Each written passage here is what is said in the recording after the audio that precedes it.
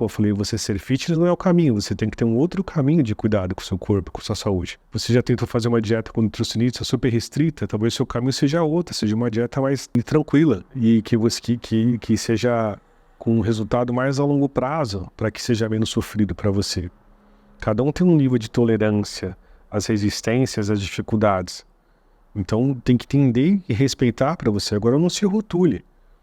Porque se você se rotular, se você colocar isso como uma crença para você, é o que você vai ser. Se você falar assim, eu não consigo, você não vai conseguir. E não vai ter ninguém na face da Terra que vai fazer você conseguir, porque você não acredita que consegue. Simples assim. Se você falar, eu sou fraco, eu nunca vou ser forte, por isso eu nunca treino, você nunca vai ser forte, porque você não treina. Agora, você pode ficar forte se você treinar. Vai ser um caminho fácil? Talvez não. Vai ter dedicação? Sim. Mas você vai mudar da água para o vinho? Vai. Você vai conseguir aumentar a sua força, a progressão das cargas, tudo mais. Só que isso só acontece se você não treina. Como é que você vai ser forte sem treinar? Como é que você vai emagrecer sem treinar, sem fazer um mínimo de uma limitação adequada? Não tem como. Então não é que não é para você, é que simplesmente você está ignorando. O cérebro, quando você coloca o rótulo em você mesmo, ele te conduz todo o resto nessa perspectiva. Se você falar que é ruim, vai ser ruim para sempre. Se você acredita que você não consegue, você não vai conseguir nada para sempre. Eu não consigo. E você desiste. E às vezes você perde grandes oportunidades de você ter uma qualidade de vida melhor, de você ter novas experiências, porque você se rotulou. As coisas não são imutáveis. Às vezes a gente trata certos rótulos que a gente coloca em você como uma superstição.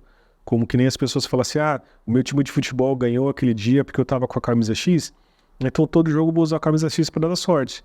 O fato de você ter usado a camisa naquele dia e o time ter ganhado, não garante que o time vai ganhar todas as vezes que você vai usar a camisa. Fábio, mas isso é uma superstição. Mas os seus rótulos também são uma superstição. Você acreditou alguma coisa por alguma experiência positiva ou negativa que você teve e você acha que vai ser assim para sempre. E é mentira.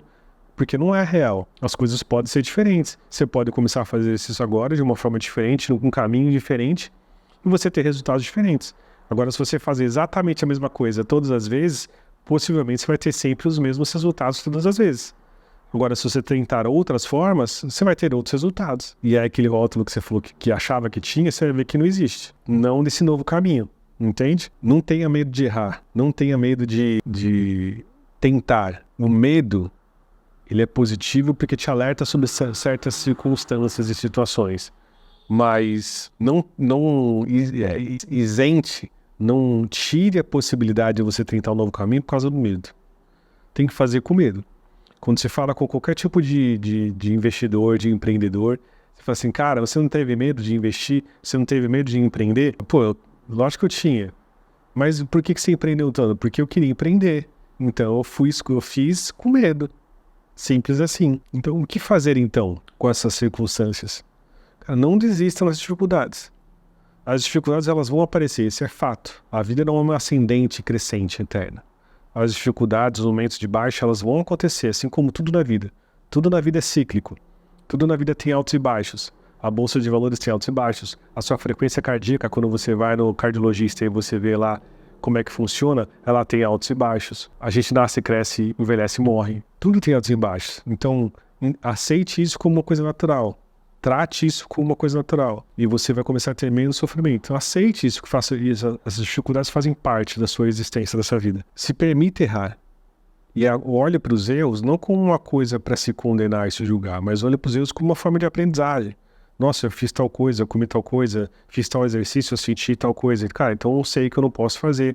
Aprendi que me dói. Eu aprendi que tal coisa faz mal para mim. Eu aprendi que se eu tenho X tipo de comportamento, meu peso altera demais. Então aprenda com isso e siga em frente. Continue. Outro ponto importante na criação de uma rotina de exercícios é sempre querer contar com novidades contínuas. Assim, o que vai ser de novo agora que vai me motivar a fazer uma rotina de exercício ou cuidar de mim? Esperando sempre o que vai ter de novo. Um tênis novo, agora eu vou correr mais. Uma esteira nova, um equipamento novo na academia.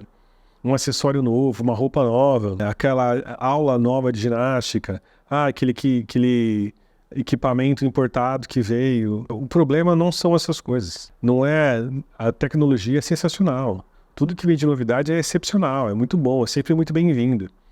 Mas não é isso que vai fazer você definitivamente mudar a sua vida, porque o problema não está nessas coisas, os problemas estão em você, o problema está em mim, o problema está no ser humano. Se você não começar a entender que o resultado que você tem depende só de você mesmo, você nunca vai alcançá-lo, porque você vai sempre terceirizar essa responsabilidade para equipamentos, para acessórios, para medicamentos, para suplementos e assim vai. Quando você pega, por exemplo, a do Arnold Schwarzenegger, que ainda é a maior referência que se tem do fisiculturismo, e você olha como eles treinavam, com quais equipamentos eles treinavam, estão anos-luz de distância dos equipamentos da tecnologia que existe hoje. De suplementos também, inclusive de esteroides anabólicos. A quantidade de opções e tratamentos que você tem hoje para um cara que é um fisiculturista profissional, naquela época não tinha. E ainda assim o cara é uma referência histórica sobre o fisiculturismo, sobre tudo que ele fazia. E assim como diversos outros atletas da época, Frank Zane e outros mais. Então, era o equipamento que foi o equipamento que fez o Schwarzenegger ser Schwarzenegger? Não. Foi só a genética? Não, a genética contribuiu muito. Mas você não pode tirar o mérito do que ele tinha de treino, de dedicação à alimentação, de dedicação ao treino. Assim como todos os outros atletas do passado.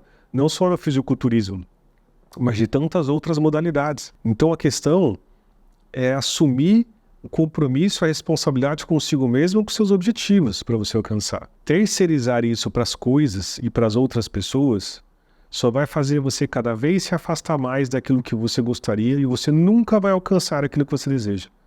Porque você não quer entender e assumir a responsabilidade de que os seus atos, as suas escolhas, as suas ações é que te levam ao resultado, não são as coisas e as pessoas. O que fazer então? Faça o básico, faça o que é necessário. Se a pessoa fizer o básico, fizer arroz com feijão, fizer o mínimo necessário, você vai ter os resultados, se você tiver constância. Constância é a palavra-chave. Então não é você ter o equipamento X, o treino X, que vai fazer você ter mais resultados. Sobretudo para a grande maioria das pessoas que não estão no nível de atleta, não estão no nível de competição. Faça o básico. E se você falar com os atletas, você vai entender que eles passaram por um grande período da vida deles fazendo coisas básicas. Por quê? Porque as coisas básicas são as que dão base para o treinamento, base para o físico, base para a mente, para você suportar outros tipos de coisa.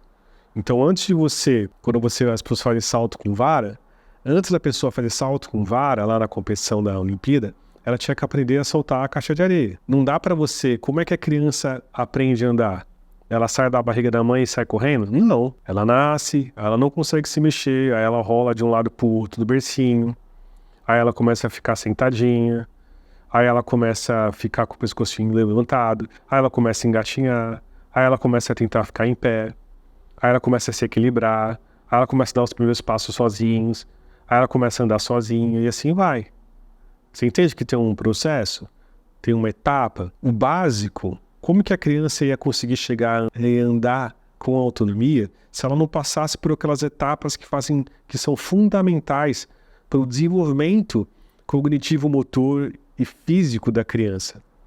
De força, de mobilidade, de conhecer o corpo, de ter domínio sobre o corpo, de entender a coordenação motora entre os músculos que existem para que você possa caminhar, para que você possa se equilibrar, para o corpo perceber quais são os músculos que são necessários ser acionados para cada tipo de movimento, até para você ficar parado se existe um exercício muscular, de coluna, de core, de abdômen. Existe um centro de equilíbrio ali aqui no core, no abdômen, para que você fique em pé. Então hoje que a gente trata essas coisas com naturalidade, quando a gente olha do nascimento até aqui, você passou por um processo, por etapas para que isso acontecesse.